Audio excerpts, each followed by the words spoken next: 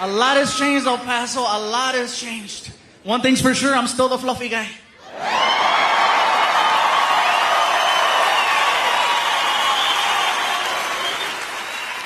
And I say fluffy because that is the politically correct term. For those of you that don't remember, I used to say that there were 5 levels of fatness. Reason why I say used to say is because now there are 6. I met the new one in Las Cruces. The original 5 levels are big, healthy, husky, fluffy, and damn. People ask, what could be bigger than damn? The new level's called, oh hell no.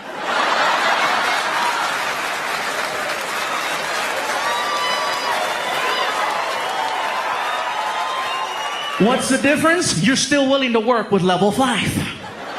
Example, if you're on an elevator and you're with your friend and this really big guy gets on and you and your friend look at each other and you're like, damn. But you still let the big guy ride your elevator. That's the difference. Level 6, you see walking towards your elevator. Oh, hell no.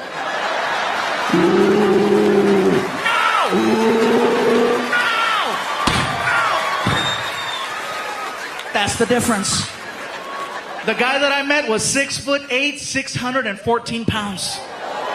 Oh, hell no. And he was offended at my show. Not by anything that I said, but because of the fact that now at the shows, I started selling t-shirts. And apparently, I didn't have his size. Keep in mind, I go all the way up to 5X on the t-shirts. And he was like, you don't have my size. I was like, dude, I didn't know they made you.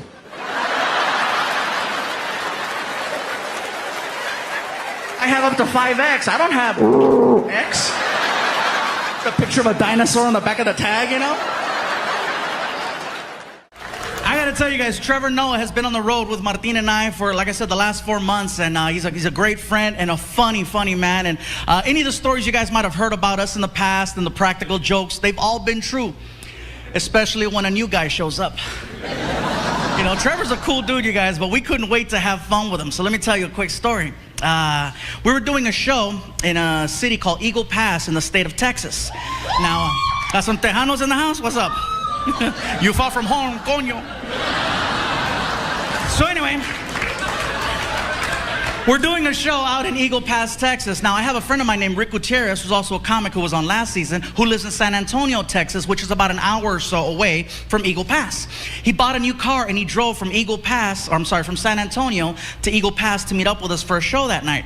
After the show was over, he says, hey man, he goes, you want to leave a little bit early and we'll take my car and you can drive it and the guys can catch up with us tomorrow in the tour bus. So I'm like, cool, let's take off. So I tell Martin and Trevor and the rest of the guys, I'll see you guys tomorrow night. I'm leaving with Rick.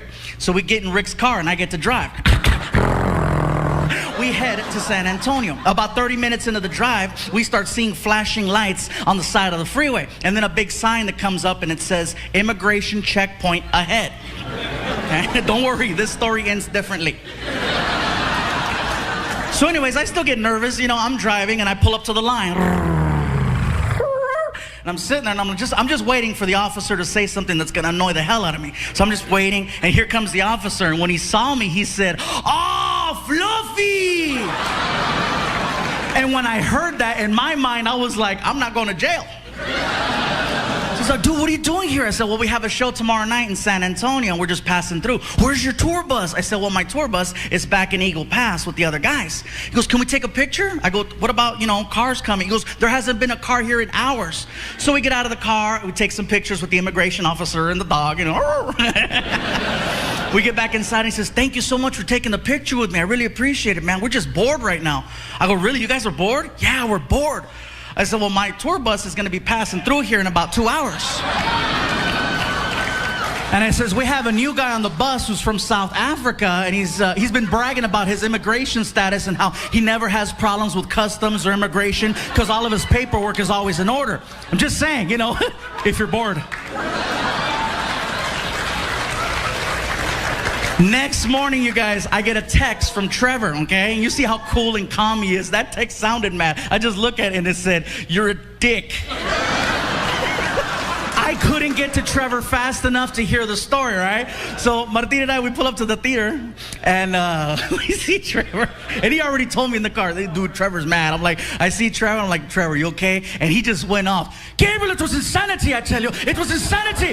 They pulled me off the tour bus like I was a common criminal. I wasn't wearing any pants. They took away my passport, my cell phone, all of my money. They stuck me in a jail cell with other criminals. Don't you have anything to say? I said, dude, you said you wanted to be black. Crocodile Hunter, I give him a lot of love, a lot of credit, but you know, people go, it's such a loss to the nature community. You know, he taught us so much about nature. And I got mad when I heard this lady on TV saying that he taught us a lot about nature. And it was like, no, he didn't really teach a lot about nature. If you want to learn about nature, you watch Discovery Channel or one of these, you know, nature programs where they have a guy on safari and he's studying from afar. Crocodile Hunter, no, come on, every episode. Hey, all you doing? Look over there, right there. It's a tiger. That tiger weighs 800 pounds and it could kill a man in 10 seconds. I'm gonna touch it.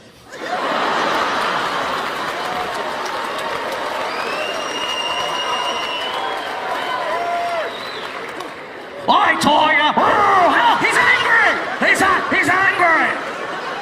Next episode, hey, that's a king cobra, the most venomous snake in all the planet. One bite and I'm dead.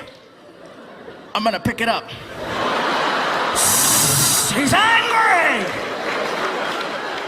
If he really wanted people to think he was out there, man, America, we should have borrowed him and sent him to Iraq. With no gun, just a camera crew. You imagine how bad that would have freaked out the enemy? You know, you're freaking a soldier working for Al Qaeda and you're out there, you know.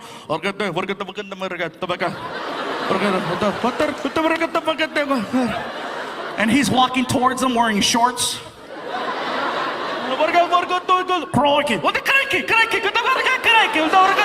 he's walking up to him. Hey, look over there. That's an Al Qaeda member. An Iraqi soldier, one of the most dangerous creatures in all the planet. One push of a button and I'm gone. I'm gonna poke him with a stick. He's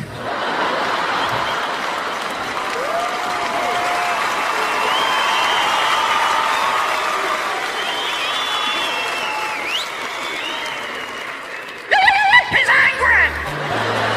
But this is great, man. We've just been touring, going all over the place.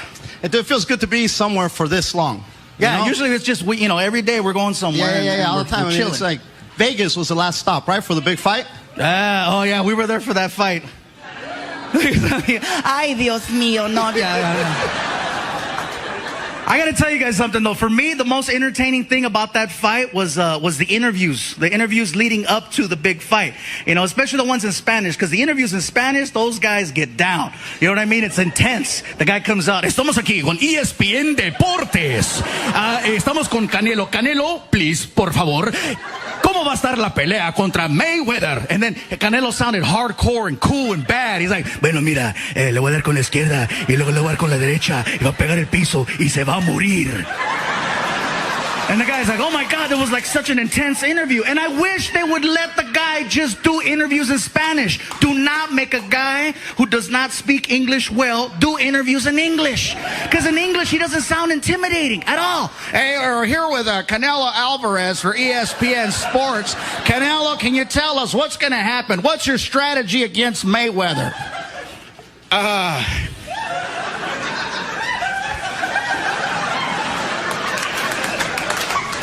Well, I am going to hit him like this, and then I'm going to hit him like this, and he going to, ¿cómo se dice que se va a caer? He going to fall, and that tan tan is like that. Since you're quite the aficionado here, what can people do to spice up their life? Toys. Sir, hey, come on. You can only go so far with what you got. Hey, Yogi, when he says toys, he doesn't mean like Transformers. He means like it means like bringing stuff to the room. Your relationship looks fairly fresh. It looks like you guys just got together. You're still touching each other, which is really cool. But not everybody can handle toys. No, not everybody. Not everybody's ready for toys. No, no. But if you are, it doesn't hurt to go to the shop. Like you took me to the sex shop the other day. No. Hey, That doesn't sound right. hey. Look at everybody's all mad now. Like, Fluffy, say it ain't so. Tell me you're not a sucio like Martin. Tell me you're not dirty like him. let me tell you guys what happened, okay? I did not take him to a sex shop, okay? The sex shop just happened to be in the same parking lot as this restaurant we went to go eat at, okay? Here's what happened. We went to go eat at this place. It was amazing. We walk outside, and I'm stuffed, Martin's stuffed, and he goes, hey, look what's next door. I go, oh, yeah, big deal, dude. It's this place in Dallas, Texas called Condom Sense, which is an amazing, catchy name for a place like that. You know what I mean? And he goes, let's go check it out. I go, dude, I'm good, bro. And he goes, man, it's freaking hot. And I go, well, let's get in the car. And the car wouldn't start, and we're freaking burning up. So I'm like, I bet you anything there's good AC in that, in that shop. Let's go over there. And I get closer, and I start getting recognized in the window. I'm like, I'm not going in there. Martin goes, come on, go with me. I'm like, oh, great. So we walk inside, and as soon as we walked into this shop, that freaking little sensor at the door, in my head, I hear, pervert. Yogi, I wasn't feeling it. I was like, you know what? I don't need anybody taking pictures of me in this type of place. So I tell Martin, hey, bro, I'm out. I'll be outside. And he goes, come on, bro, go with me. I said, dude, man, nah, this is not cool. And then this guy leans over the counter, and he sees Martin and I standing there. And he goes, get in here, you two. Get in here. It's a party. Couples only. And I'm like, oh, my God, Martin, he thinks we're gay. I said, I'm going outside, and then Martin yells at me, go with me! And I'm like, great, he's yelling at me. That makes me the bitch. Now I'm stuck with this fool. We walk into this shop, and I'm not about to start walking up to the, the stuff that's in there next to him so that he can look at it and have the guy think, oh, that's what he's going to use on the big guy. You know what I mean? Hell no. So I'm like, Martin, go do your thing. And I just went to go find some neutral corner to just hang out in. And Martin's funny, by the way. Bro, when you're looking at toys, he kills me. He doesn't just look at it and go, yeah, I want that. He actually takes the time to grab something, turn it around, take off his glasses, and read what it does, like medication. Over 40, he reads it now. Oh, this one only takes 2 batteries, right? Meanwhile, I'm in this other part of the store where they sell these, I don't even want to call them toys. They're more like tools, Yogi. Like straight up like devices, I saw some stuff in this store, you guys, that I'm like, why would anyone physically try to do that to themselves? Like one thing I saw was from the floor about this high. And I'm like, why? Who could handle something like that? It didn't even have batteries. It didn't have a cord for the wall. This sucker had a string on the side. One of those,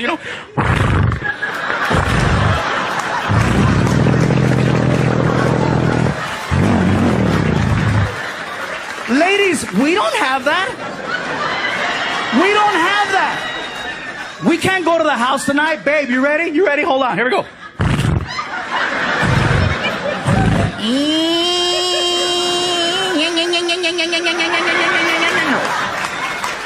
Hold on. You can't get it started. You gotta call a friend to come jump you. I get to actually promote a film. Like a year ago, I got to do a movie called Magic Mike, and I couldn't really promote it because, well, not for kids anyway. Hey kids, go tell your parents to take you to see, Está sucio, cochino. Yeah, so I couldn't do that. And then, a few months later, I went from an R-rated film about male strippers to a Disney film called Planes. And to do a Disney film, you guys, is amazing because you cannot work for a bigger company than Disney. You work for Disney? No, seriously. You work for Disney? Woo! It's like a relationship because before I worked for Disney, no one wanted to work with me.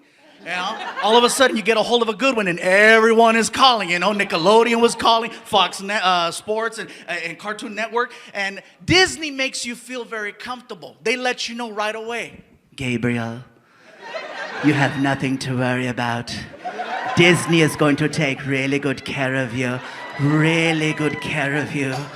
And then Nickelodeon called and said, we'll do things Disney won't.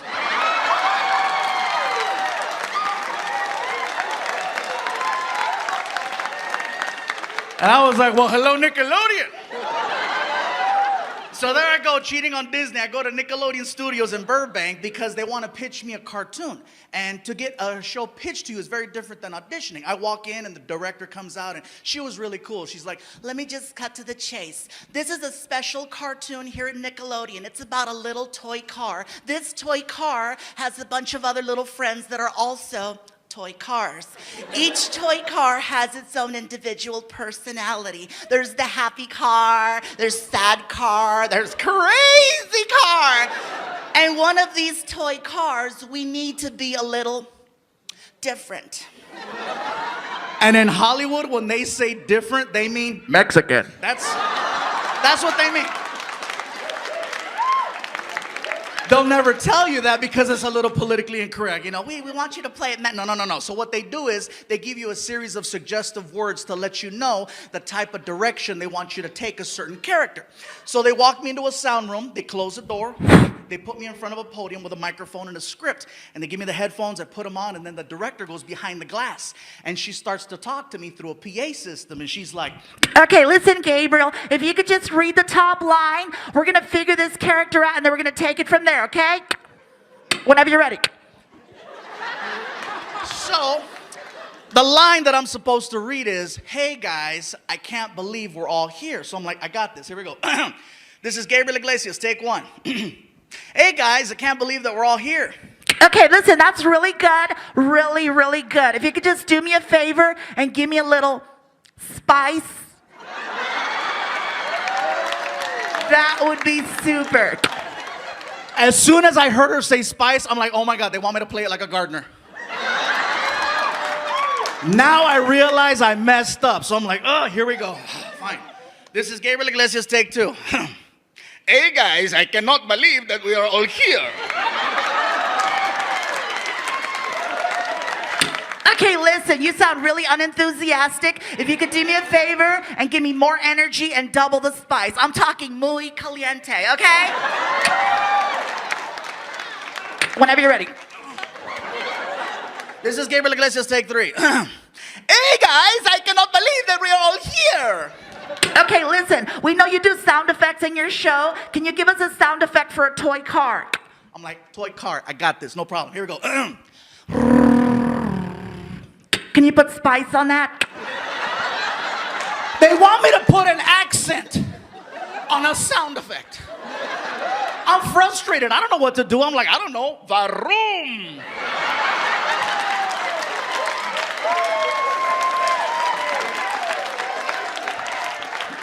Can you give us anything else? I am so frustrated. I'm so annoyed. I'm so ready to walk. I just grab the microphone and I do this.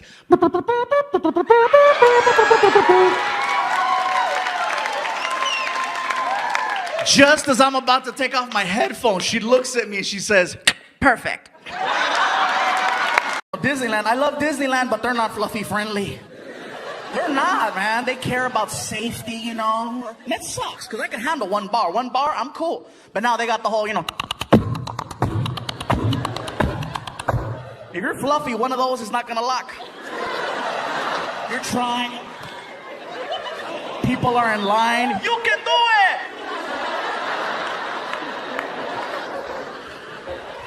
One time I took a trip with my buddy Mondo, right? Big guy, another big guy. And I went with him because his family, you know, they decided to go and he didn't want to be the only one hanging out by the strollers. So we're hanging out, and at the end of the day, my buddy Mondo goes, dude, we should get on a ride. I go, which one? We can't get on none of them, dude, we're too big. He goes, there's a ride here at Disneyland. It's called Splash Mountain. I go, what is that? He goes, it's a log, and you get inside the log, and it goes uphill, goes down, makes a splash. No seatbelt, no pull bar. You just get in and go. I go, no seatbelt? No pull bar?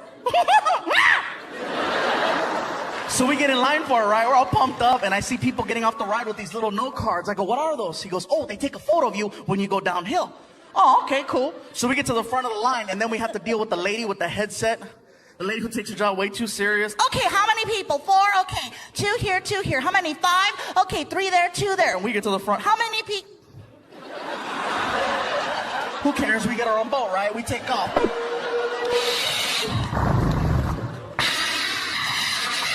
We're splishing and splashing like little kids. 3 3 minutes go by, the moment of truth. We get to the hill, right?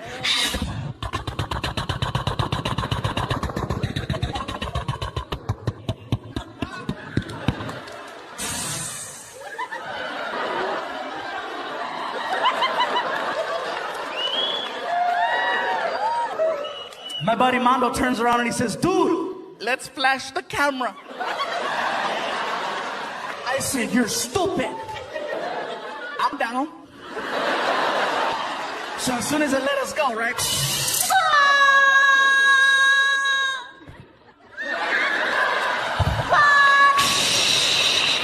We get off the ride, we are soaking wet, right? Oh, rosado right here. You got a plain old baby rash.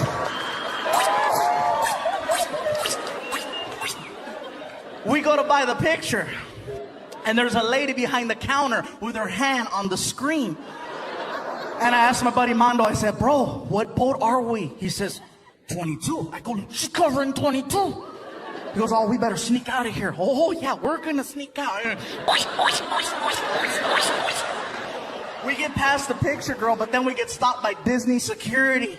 And you have not lived until you've been stopped by a freaking man wearing a badge in the shape of a mouse. This guy was like, hold on a second. Man, move your hand away from the screen. You guys see what I see here? That's a disgrace to this park. We can't believe anyone could take such a photo. My question to you guys, do you recognize the two big women in this picture?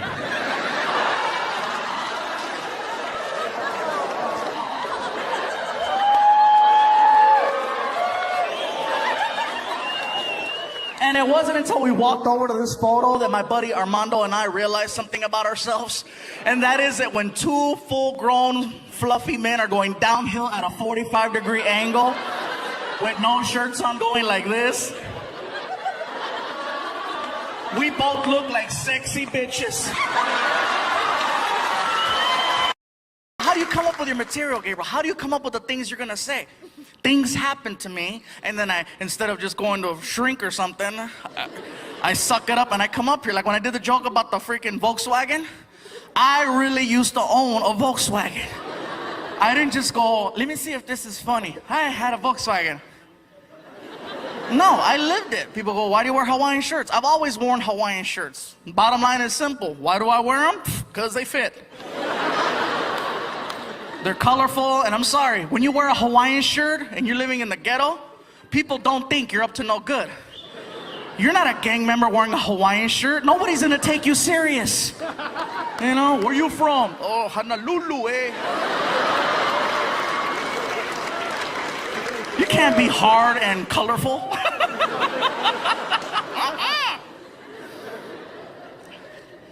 No way, man. Believe me, I've had my encounters. I had a little encounter one time on a plane. Some guy was getting a little weird. And I was like, no more for me. Every time I get on a plane, there's always drama. Always. One time I'm flying to Florida, and our plane got hit by lightning. The plane dropped 600 feet. Straight down. That's better than any ride you've ever been on. I don't care who you are. You could have been freaking doing 20 years in prison. You killed 100 people. You can be the baddest, toughest dude ever. When you're in a plane and it just drops out of the sky, ooh, I was gay for 5 seconds. I'm not gonna lie.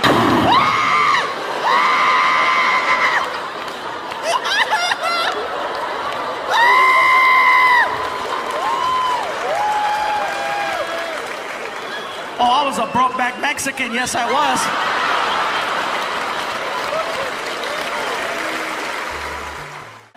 I love it, you guys. Trust me, you guys make it possible for me to have an incredible life and take care of my family. So I'm all for it. Not a problem. Trust me, right now, it's so crazy because I'm still adjusting to people walking up to me. I'm checking into the hotel, and they already knew me, which was crazy. I go like, hi, I'm checking in. Here's your key, sir. What?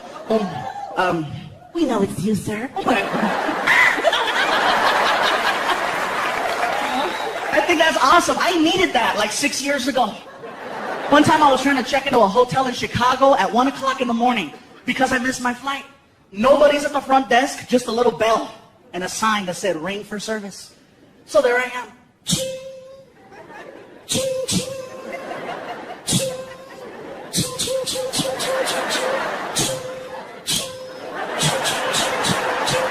All of a sudden, I heard this. I hit a bell. All of a sudden, this lady came out. Just,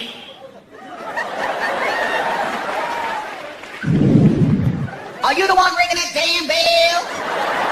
What the hell you want? I'm checking in. You know what time it is? It's tomorrow. I know I missed my flight. Mm-hmm. Whatever you say. What's going on out there? Girl, you gotta see this. I got a big ass Mexican showing up his head. Okay. What's your name? My name is Gabriel Iglesias. Iglesias. Yes, Iglesias. Okay, Iglesias. Okay, E-G-L. No. It's Iglesias with an I. What an eye? But you say Iglesias. You didn't say Iglesias. You say Iglesias. It's Iglesias with an I. Mm-hmm. Whatever you say, it's your damn name, okay? Mr. Iglesias with an I.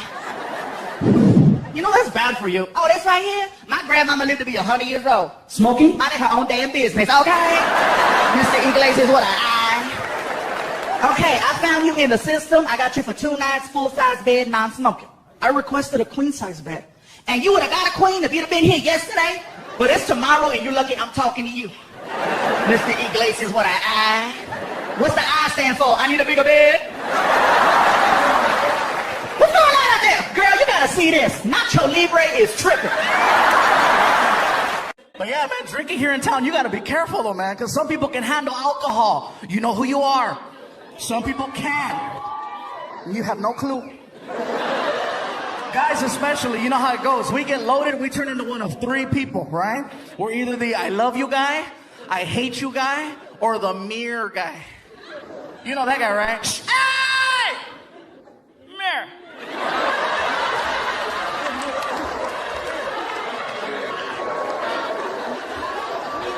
I know, because that's me. Oh my God, I can't handle alcohol. People, when they get drunk, they say things they don't mean. And you know when I'm drunk, you hear something like, woo! I'm going running. You better cut me off. Oh, hell yeah, man. And when I drink, I only drink like regular alcohol. I don't do beer. Beer just doesn't know. Beer makes me talk to my body. I don't like that. When I get drunk on beer, I get weird. I'm like, you know.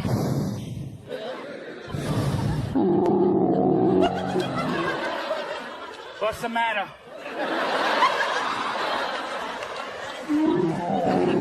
Hey, you said you could hang. Don't talk to me there. You talking shit too?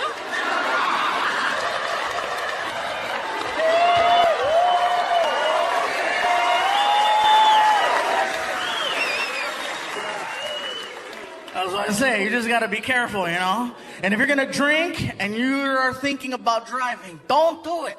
You know, it's not a good idea. Because like I say, you know when you're drunk. You know when you're drunk. You're doing laps in the parking lot and you can't find the exit. Hello? Some of you make it out to the streets. You know when you're drunk, you're like, you know.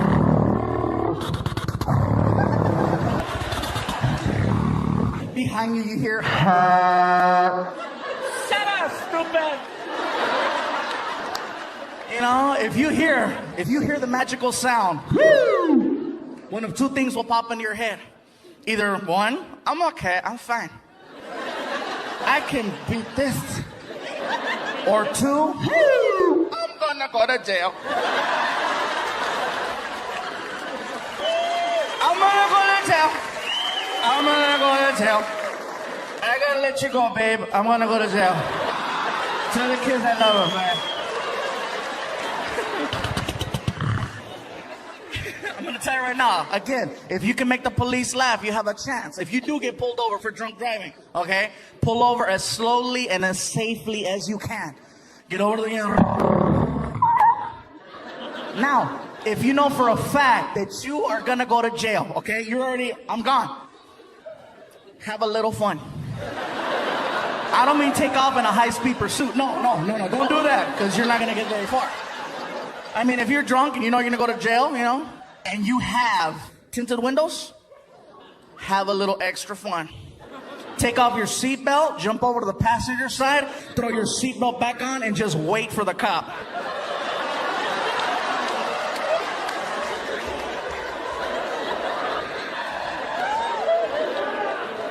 You have no idea how bad you're gonna throw his ass off, you guys. He's gonna come over to the driver's side with a flashlight.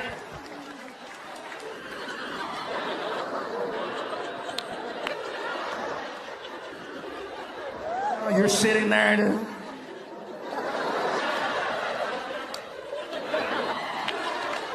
He was here a second ago. I don't know where he went. Excuse me? What?